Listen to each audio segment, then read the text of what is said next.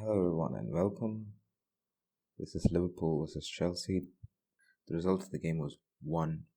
I have a lot to say about that, but let's head into the game. Liverpool played with a 4-3-3 formation, almost a flat 4-3-3, unlike the 4-2-3-1 we usually play. There were a few differences. You saw that there were certain areas in which Liverpool could have done much more differently, and you always felt that.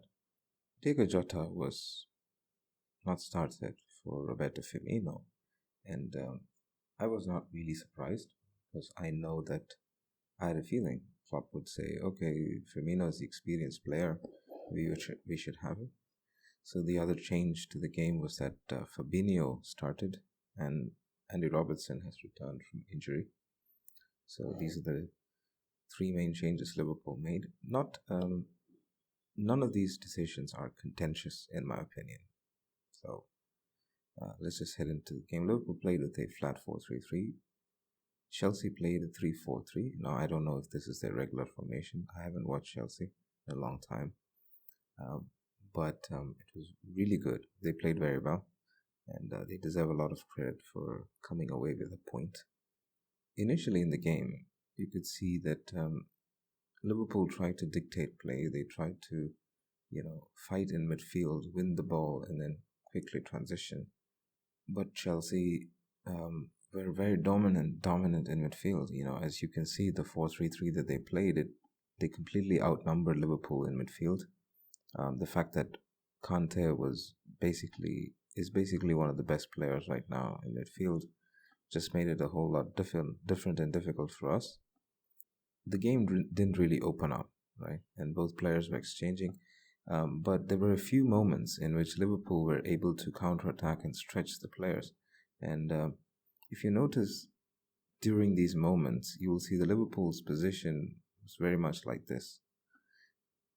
Yeah, and Liverpool would be attacking very high up. What's interesting is that throughout the game, Trent Alexander-Arnold tries to play in the middle of the park, which I'm not a great fan of, because what that does is that it creates this structural weakness on the right hand side, whether that's defending or midfield or attack or whatever. But it's a structural weakness, and you don't want to have that kind of thing happening to you. And another problem with this is that if you look at these players, right, none of these players can play off each other because the space is all occupied. And you will see Mane playing in the center a lot during the first half because, the game was completely biased to this half of the field, the right half of the field. And what you could say is that Liverpool couldn't make their way through this packed midfield. It is very packed. Liverpool couldn't do anything. But Liverpool were able to, in some positions, completely switch play, go into these spaces that Chelsea left. And these spaces were pretty significant, right? So these were good opportunities Liverpool had. I would say that what Chelsea have in their favor are these three centre-backs, Alonso, Rudiger, and Cesare Azpilicueta, all three very strong and very hard to beat. And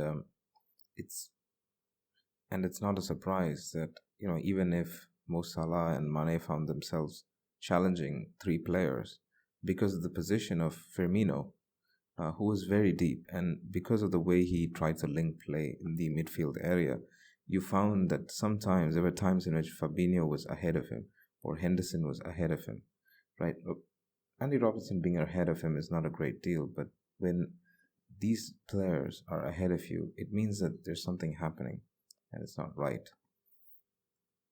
And you found these kind of exaggerated positions where Roberto Firmino found himself in no man's land. And one of the issues with this is that Trent Alexander-Arnold was also gunning for the same position.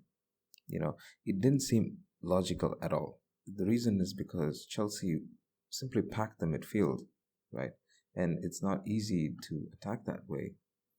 But it seemed like the players, they just wanted to do this time and time again.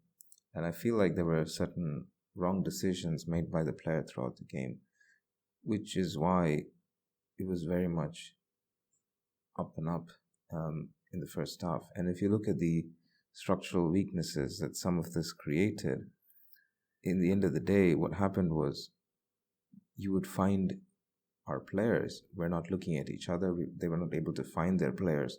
And the passes were not crisp. They were not correct. They were not accurate. And this is something I made a point in my Liverpool overview video. The point is simple, right? If you don't beat the big players, you're not going to do well in the Champions League, and you probably will just make it to the top 4 in the Premier League. And I felt like Liverpool just lived up to that. I mean, they were not extraordinary in this game at all. And it's not about being extraordinary, but it's about being in control of the situation. And Liverpool's attack were never controlled, right?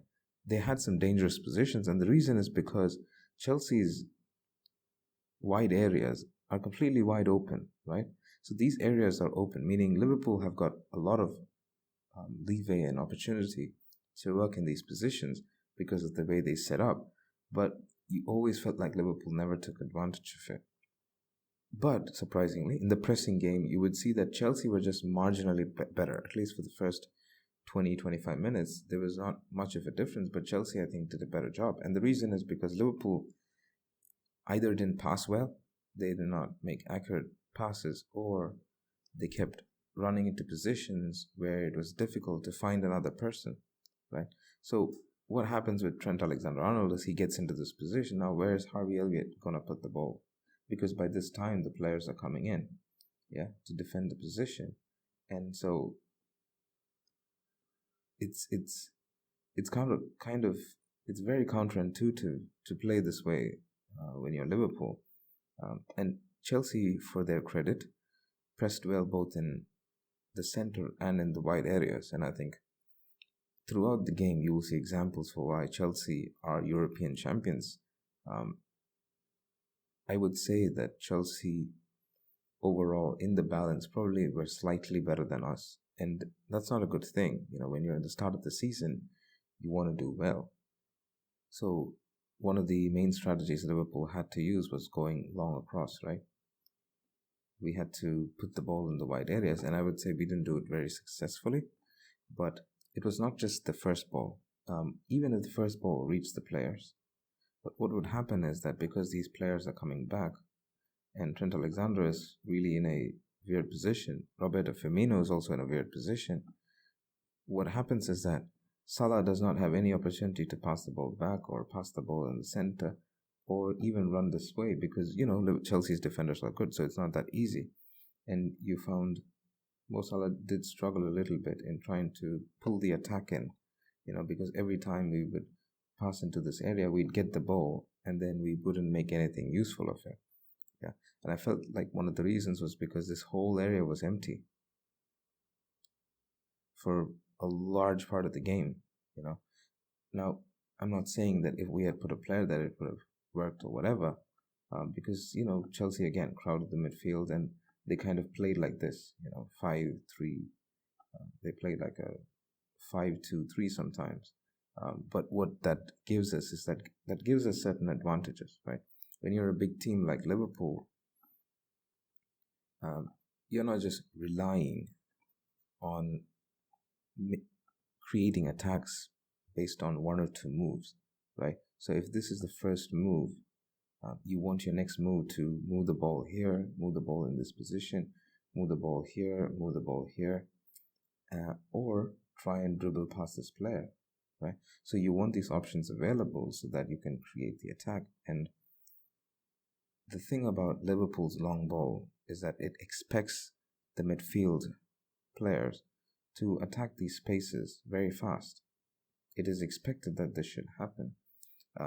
But either because of the crowd in the center or because of the absence of Roberto Firmino actually making his presence felt in this position, you felt that was not happening, right? And that's not usually a good thing.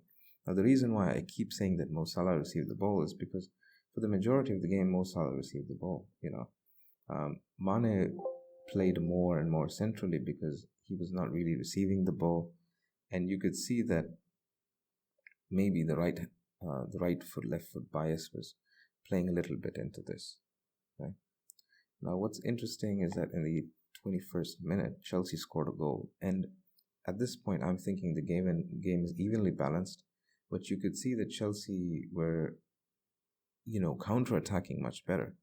So, for example, Liverpool would, quite, Liverpool would quite easily lose the ball in this position.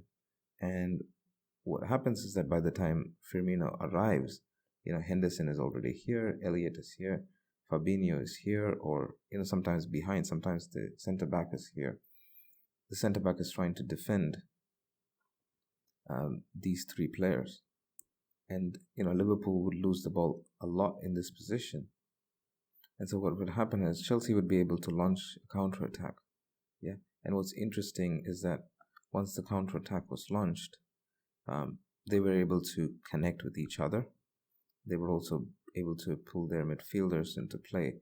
And, what's interesting is that throughout the game, Chelsea restricted Liverpool's ability to give the balls to switch play easily, right? So Liverpool were able to do this a little bit in the early stages of the game, but in terms of the overall game, Liverpool were not really able to switch play.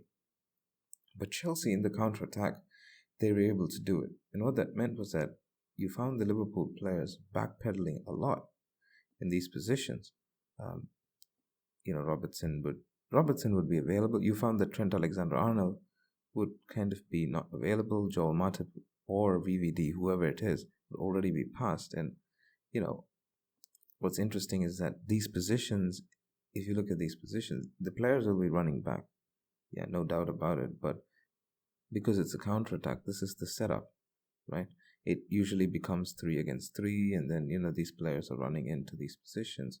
And Chelsea found it very easy to exchange in these positions and then allow Romelu Lukaku to run in between or run from within. And, the pass came, but it was not very effective. I would say when Chelsea struggled a little bit in making accurate passes. But you could see this kind of counterattack happening time and time again.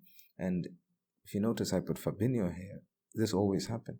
So it was most of the time VVD and Fabinho who were kind of putting the fires out. Andy Robertson would actually do a very good job of coming back and I think defending. TAA, as always, it's difficult, he usually gets into these weird positions. So you found that, his positioning during Chelsea's counterattacks were not effective. But what's interesting about this whole situation is that Chelsea were able to keep the pressure on Liverpool a lot. What's interesting is that Chelsea didn't really press high up like this, like most of the small teams do. They pressed more in this direction. They pressed more in this area of the pitch and quickly launched counterattacks into these positions. They kept switching play, trying to create opportunities. And it was if you're a Chelsea fan, you would be happy, right? They controlled the ball, they did well. And they scored a goal from a corner, which I don't know what to say. I think Liverpool should have defended Kai Havertz better, but, it's what it is, right? It happened, it's crazy. But one of the main issues was that Liverpool found themselves in these deep positions a lot.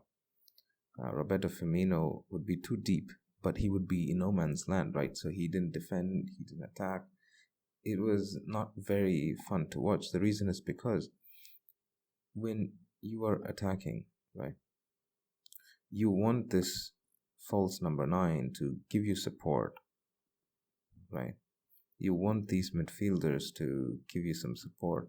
And Elliott tried a little bit. I'm not going to say Elliott didn't do anything, but Elliott, for some reason, was nervous and he didn't really make the best passes, right? It was completely different from his previous game. He was, in my opinion, the man of the match. But in this game, it kind of felt like he was struggling in the attack a little bit.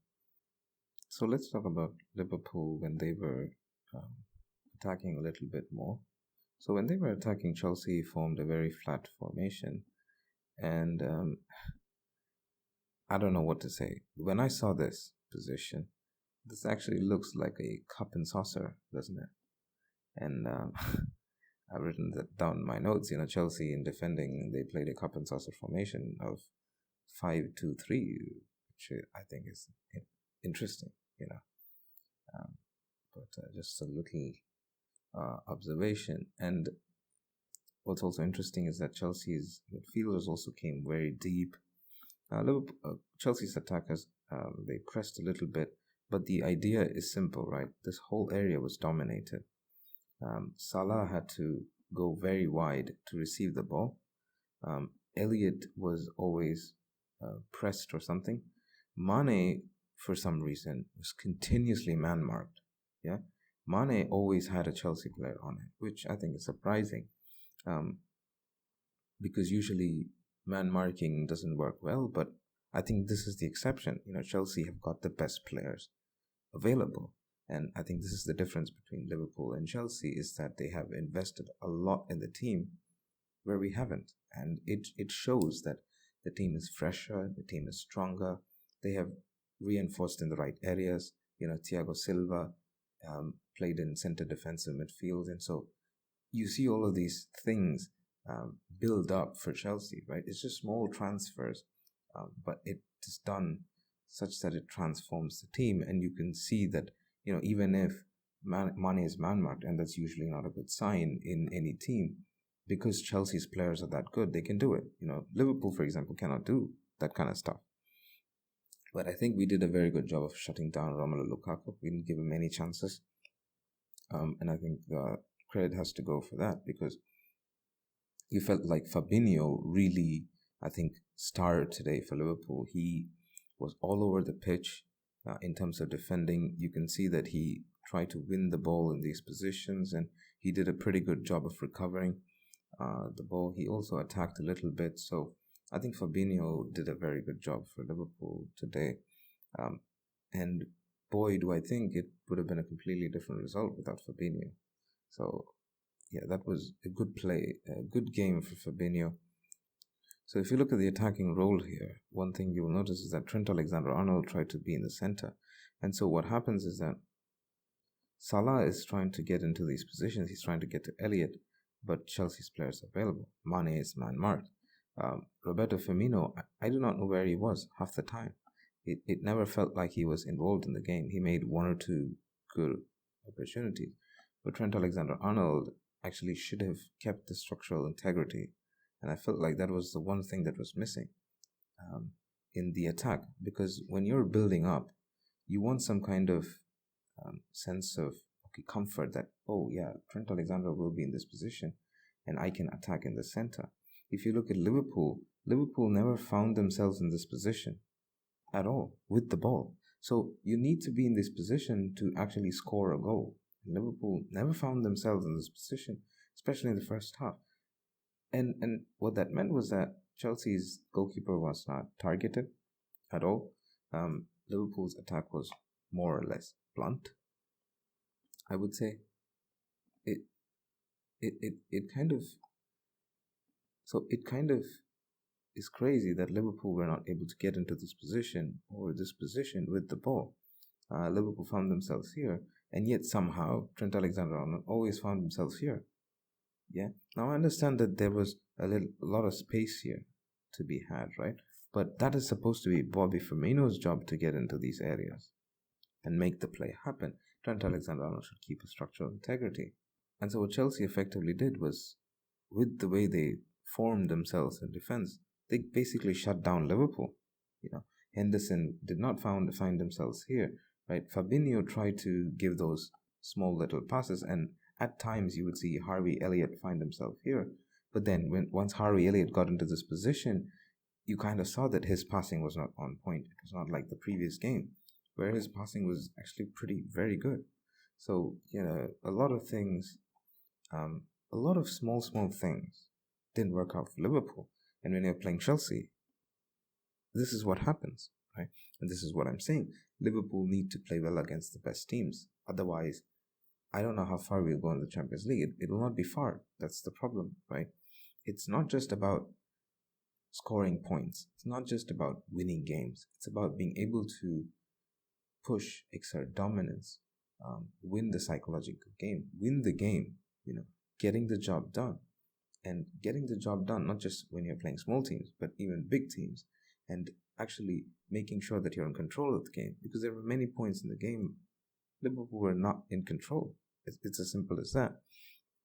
So you can see that Chelsea were showing why they were European champions, and that's annoying actually as a Liverpool fan, that you can see that Liverpool were not able to dominate. They were not able to take control of the game, and that's frustrating as a Liverpool fan because Liverpool were not able to dominate. They were not able to take control of the game. Liverpool did not pass well.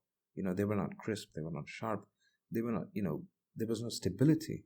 When you are playing like this, you're hoping that Mo Salah is going to beat 3 or 4 players and get into this position of scoring, because he never got there, right? And that's the issue. Chelsea's players are not Dumbos. They're really, really good players. So it's kind of crazy that Liverpool would continue to play like this, right? TAA was too much in the center. Roberto Firmino was too deep. And guess what happened? In the 42nd minute, Diego Jota replaced Roberto Firmino, right? So it's not acceptable that we play like this and keep playing like this. There were positives in the game, and I want to point that out because Fabinho, for example, in the 39th minute, one of the things he did was when the game was pretty much like this in normal position, Fabinho was pushed out wide, right? But Fabinho was kind of pushed out wide, right? And what this exposed a lot of space. If Mo Salah is here, right, which I think is kind of reasonable, it's expected that Harvey Elliott or Trent Alexander-Arnold is here to receive the ball. And what's interesting is because Chelsea in this position retreated, or they kind of went a little bit awry, there is position to attack in this direction. And now Firmino has to be here. Now, of course, he was not there all the time.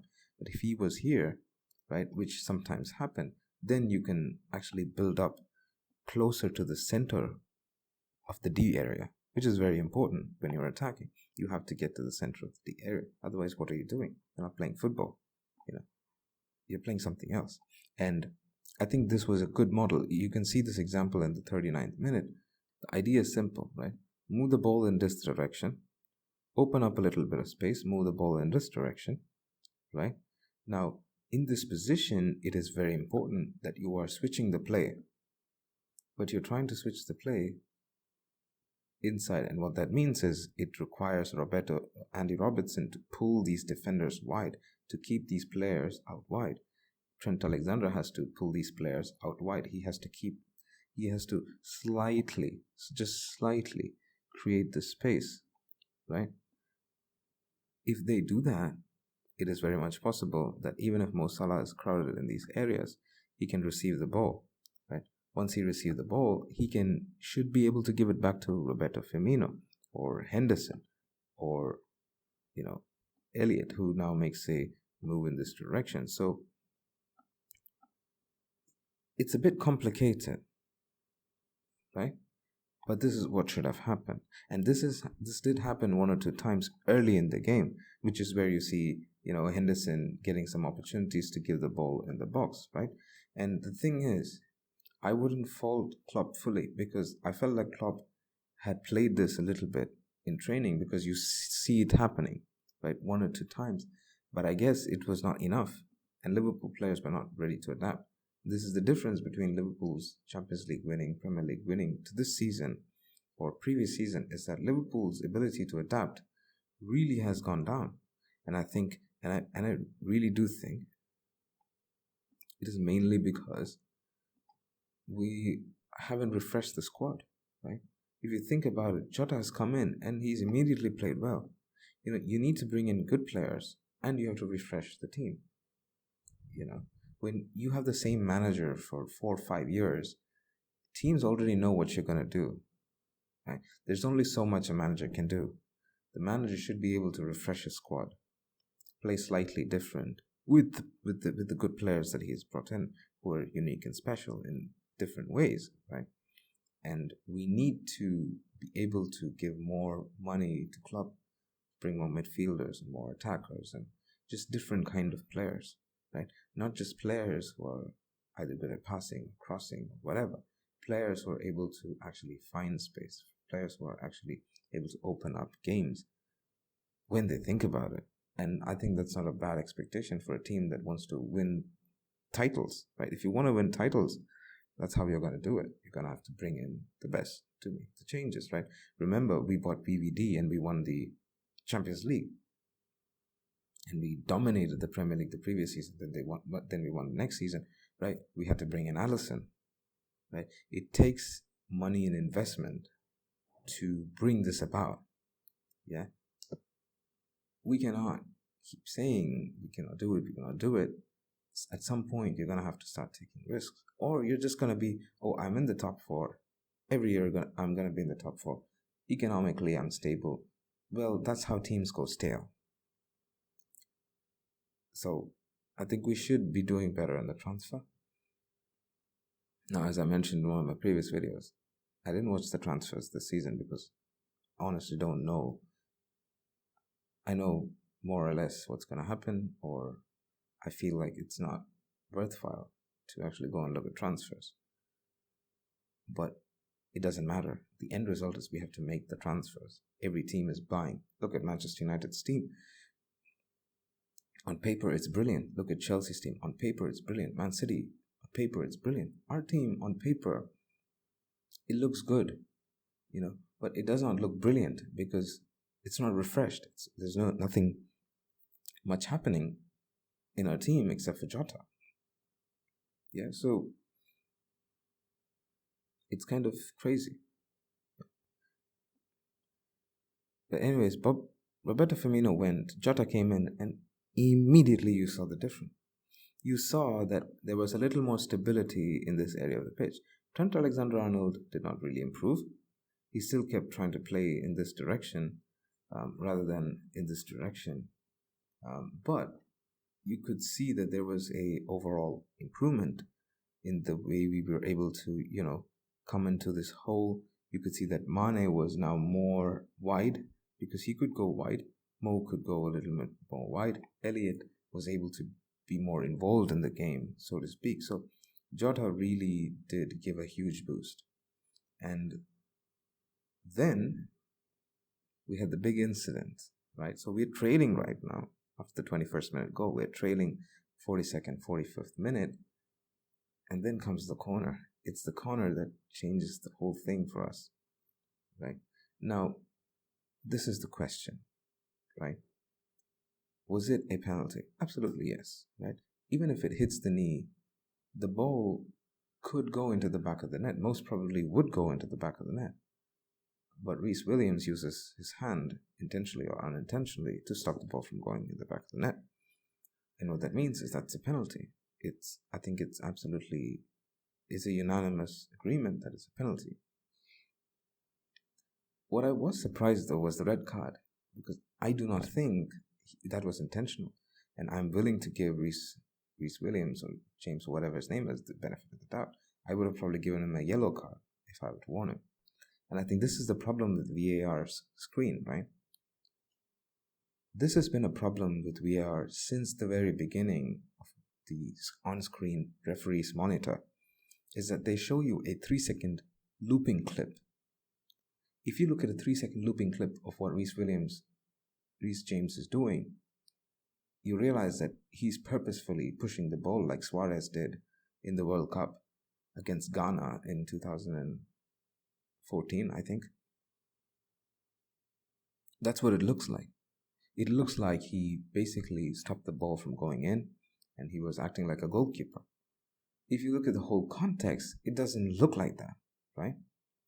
It doesn't look like that. So, now of course, referees will say it is a red card anyways, but let's be honest, I probably wouldn't give. Now, of course, I could be wrong, but personally, I think the context is very important. And the referee should be able to see the context. What that means is when a referee goes into the on-pitch monitor, he should be shown at least a 10-15 second clip for the whole context. Then you show the particular incident where the problem, the infringement of the rules has happened. Then let the referee make the decision, right? So this is how it should be, in my opinion. But it seems like this 3-second looping clip freeze frames. No, I mean, that's not how it should be. When a referee is going to an on-pitch monitor, it means that his decision right now is going to overrule VAR, right? So usually sometimes VAR makes the decision, referee disagrees and gets on with it. In this case, where the referee goes into the on-pitch monitor, what this means is the referee is making the decision, right? And he should be able to judge the decision based on context. Context is very important.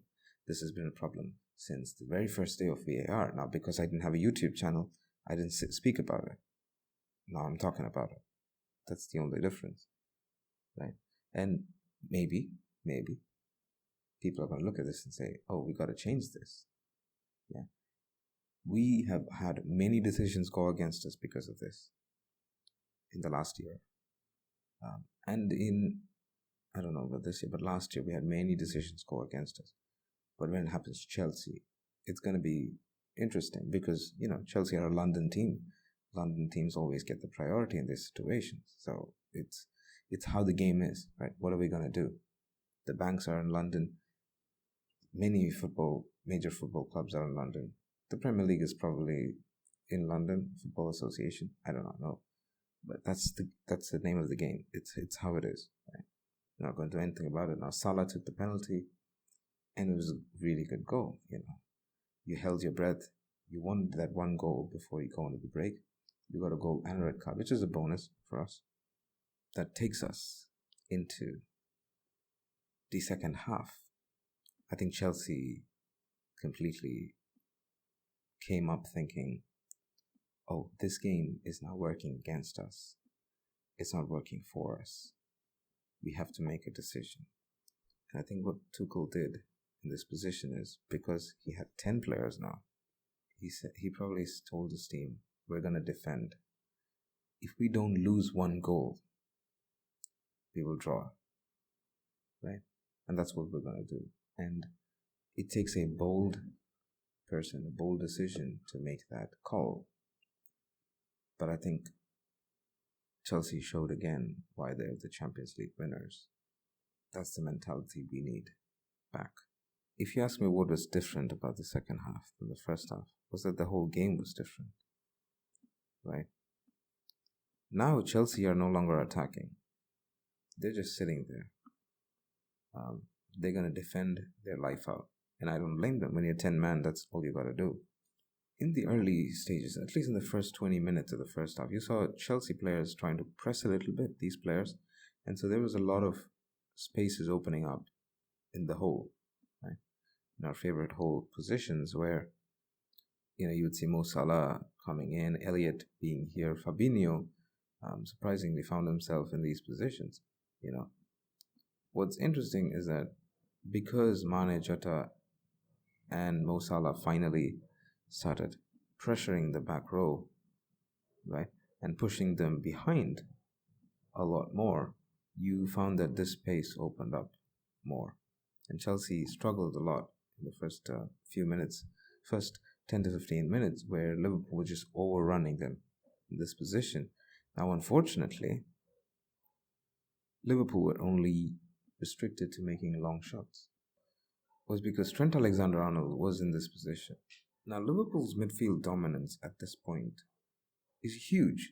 Liverpool are passing the ball, we're shifting it, we're able to find spaces in between easily. Chelsea are not able to press very much. But what Chelsea do effectively, Chelsea defended the center like crazy. They defended the wide areas like crazy.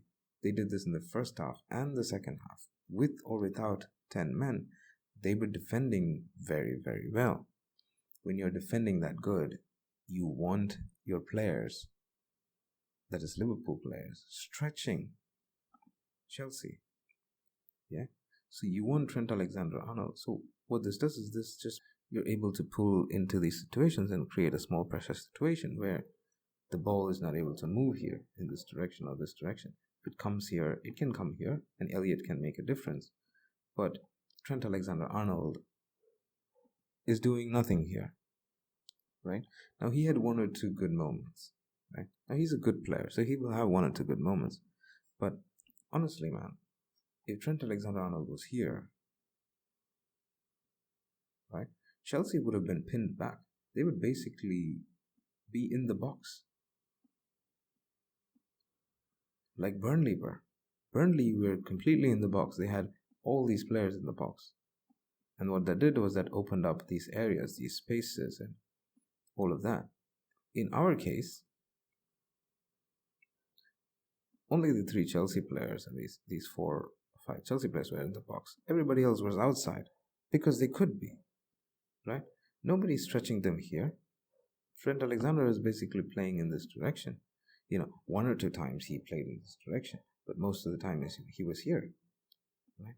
So the structure was lost. And so what that meant was we were restricted to making just 1 or 2 move attacks.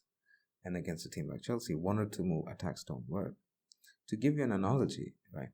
When you're playing chess, if you make 1 move threats, you can only go so far in your chess rating. You have to be able to make 5, 6 moves. You have to be able to see that far ahead to make those moves. The Premier League is right now very competitive. The Champions League is not simple anymore. After the round of 16 quarterfinals, it never was, right? So you should be able to make threats and attacking moves with more than just 1 or 2 passes. The game is not as simple as it seems anymore, right? Teams are structurally sound, especially the top teams of the Premier League. They spend a lot on their defenses as much as they do on their attack. So it takes a little bit of switching play, because one of the things that I felt like Liverpool could do better was switching play, right? You have to understand that because of the way Chelsea set up in their cup and saucer formation, right, this position opened up a lot. Yeah? And these positions opened up even before they went 10 men. After they went 10 men, I would say that, as you can see, the Chelsea players did kind of do a good job trying to plug these holes. Well, of course, on the right-hand side, they didn't do very well. But, the outside areas were still available. Right? And you saw Liverpool lacking in this area all the time.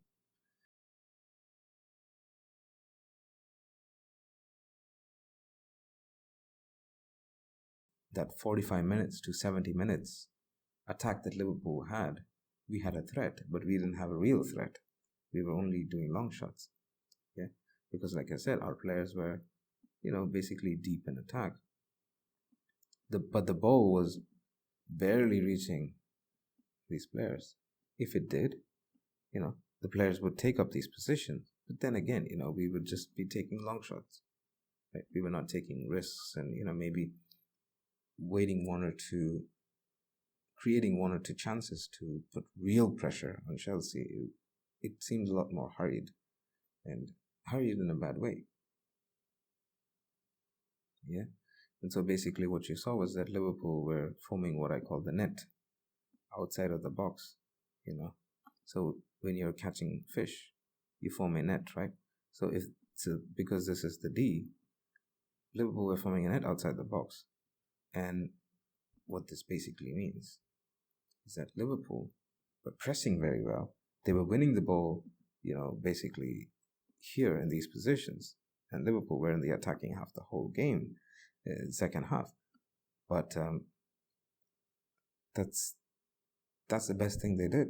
It was their pressing, impressively. But it was very impressive. Like, let's be honest, because Liverpool's pressing was very good in the second half, especially in winning the ball. And I don't know what happened if Liverpool lost hope or they lost some energy or, they were weak. But Chelsea, after 78th minute, they started asking questions of Liverpool. when a team with 10 men starts asking you questions, you better be careful. And it's basically the same counterattack that happened. Right? Only this time, because there was one less Chelsea player, Liverpool, I think, did a better job handling the situations, defending, and this is usually how it was. And, even in this position, Chelsea were switching play like crazy. One suggestion for Liverpool would have been, okay, you got the ball here, pushing the ball fast, right? You're giving the ball in the center, switch play. Liverpool barely switch play. I mean, in other games, they just overdo it. In this game, they didn't do it at all. So it's funny. Liverpool did play a little bit funny in this game. The idea seemed lacking for some reason. Yeah, and who is it to blame? Fabinho was back, Henderson was there, Elliott was there. You expect these players to do better in attack. And what I would say is that because Henderson was not in his usual position at the back, you could say that, Henderson was not in his usual position, so his passing was blunt. Elliott didn't have a great day, so his passing was blunt. Fabinho played a very good game. I think Fabinho was Liverpool's best player yesterday. Mo Salah was also very good. VVD was very good. Robertson was very good. So these are the 4 best players from yesterday. But, what was happening other than that? Chelsea basically started counter-attacking the last 25 minutes. And you're wondering, wait a minute, are we going to lose a goal here? The thing about this position is that when you lose a goal, you're not going to score it again, because Chelsea are going to go back to defending. So Liverpool's problems can be summarized in these 3 points, where Liverpool were not good in passing. So what would happen was that when Liverpool brought the ball out, Trent Alexander-Arnold would basically bypass the midfield and give the ball to the attackers,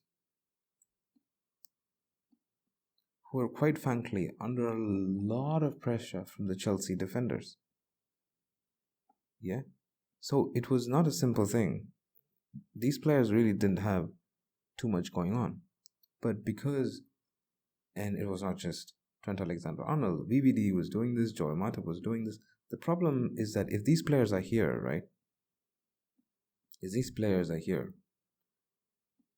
Then okay, it makes sense, right? You're giving the ball to your attacker, you're trying to cover the distance, which is what, probably 30 meters, 40 meters, you're trying to cover this distance. Makes sense, right?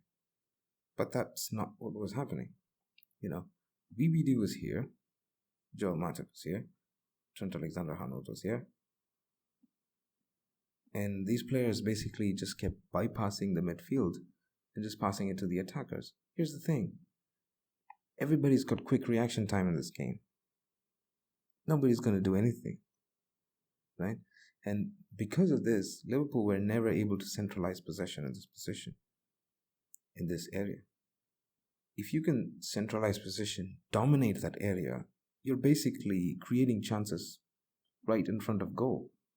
And that makes opposition defenses giddy when you're right in front of goal and passing like they're playing with 5 people or with 5-year-olds, right? Liverpool had the chance to do that. We didn't do it. The thing is, it is not as easy as it looks. That's the only difference.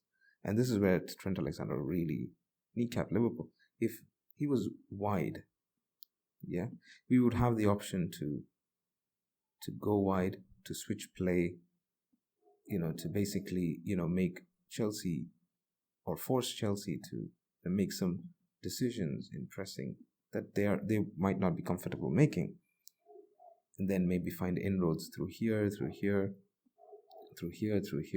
again switch play, and then basically go for goal.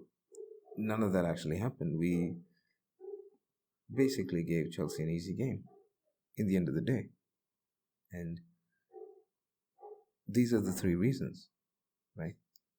I don't go hard on any player. I don't like to do that. Trent Alexander-Arnold shouldn't do what he did. Either it was by design, right? Because there were certain times you felt like, this makes sense. Because if Trent Alexander is in and Elliott is out, Mo Salah's out, okay, it makes sense. But the problem is, the structural imbalance comes from this whole area in the back being left open, right? And because Robertson didn't do the same thing, I don't think it was by design. I don't think Klopp actually wanted to do that, but it happened. In the end of the day, we could never find ourselves in a comfortable position in this area, right in front of goal, right? Or at least here.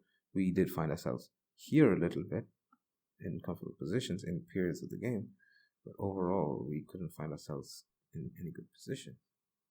And basically we drew the game. You look at the Chelsea players and they looked at that and go, yeah, this is a good result for us. If we're being honest, it makes sense, right? They were one man down for the whole of the second half and they drew the game. So, it showed that Chelsea were the champions of Europe and we weren't. It hurts. Yeah. Now, I don't want to react too much. Right? So this is one game. It's just the third game of the season. But the issue is that we have to start beating the big players, the big teams, to actually make an impact on the title race. Man City beat Arsenal 5-0 today. Do you think if Liverpool played Arsenal, we'd beat them 5-0? I don't think so. We might beat them like 1-0 or 2-0 or 2-1 or 3-2 or something like that. 100% we're not going to beat them 5-0. We're not going to beat them 5-0. And that's the difference. That's absolutely the difference between us and Man City and us and Chelsea and maybe even Manchester United. Right? When you invest in your team with that amount of money, I understand Liverpool don't have that amount of money. But if you want to stay on top, you need to invest. This is a harsh reality. I'm not saying Liverpool have to invest. I'm saying if you want to stay on the top, you have to invest in the team. There's no other choice. Yeah. You cannot say I'm making one big transfer every summer or every winter or whatever and say that's all right. If you're going to do that, it'll take 5 years for us to regain our position. By the time these players will become 29, and then what? So, anyways, I'm just looking forward to the next game. Even if Liverpool drew this game and I'm disappointed with our performance, I'm still looking forward to the next game. Basically, I don't know. I think Liverpool have a lot to prove, but I also think that we're not in the most terrible position, right? Because one of the things I believe is that if Chelsea didn't get the red card, then they wouldn't have just gone back and sat there, right? Maybe Chelsea would have carried a more attacking threat. But I think that because in the second half, these spaces weren't open and, Chelsea didn't play our favorite cup and saucer formation, I think that did hurt Liverpool a little bit because this would have been different. This would have been a different game in the second half if this cup and saucer was, truly alive and present in the second half. I do think so because it was getting exciting in the end of the first half. So, I think Chelsea really went very cautious, and understandably so. But I do think that if they didn't get the red card, Liverpool probably could have won, and we would be having a different game. So I don't want to give Liverpool too much heat. But hey, some of your issues are showing. We got to address them. But anyway, thanks for listening.